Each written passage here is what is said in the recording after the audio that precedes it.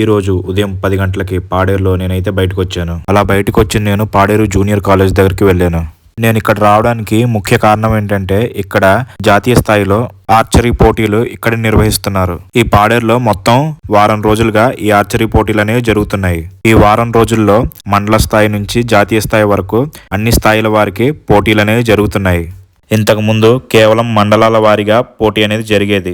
ఇప్పుడు మా ఏరియా అల్లూరు సీతారామరాజు జిల్లా కింద ప్రకటించడం వల్ల జాతీయ స్థాయిలో పోటీలు ఇక్కడ జరగడం నాకు చాలా సంతోషంగా అనిపించింది.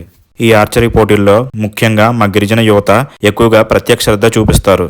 ఈ ఆర్చరీ పోటీలకి వేరే వేరే ప్రాంతాల నుంచి, వేరే వేరే జిల్లాల నుంచి, వేరే వేరే రాష్ట్రాల నుంచి విద్యార్థులు ఇక్కడ హాజరయ్యారు. ఈ ఆర్చరీ పోటీలు అనేవి మొత్తం 7 రోజులు నిర్వహిస్తారు. ఈ 7 రోజుల్లో ప్రాంతాల వారీగా, మండలాల వారీగా, జిల్లాల వారీగా, రాష్ట్రాల వారీగా జాతీయ స్థాయిలో పోటీలు అనేవి నిర్వహిస్తారు. ఇక్కడ పోటీ ఏ విధంగా జరుగుతుందంటే వాళ్ళు వేసే బాణాలు, ఆ బాణానికి ఒకవైపు పేరు అనేది రాసి ఉంటుంది. ఎవరి బాణం అయితే ఎక్కువ దూరంలో ఆ బోర్డు మధ్యలో ఉన్న ఎర్ర బిందువును తాకుతుందో వారిని విజేతగా నిర్ణయిస్తారు.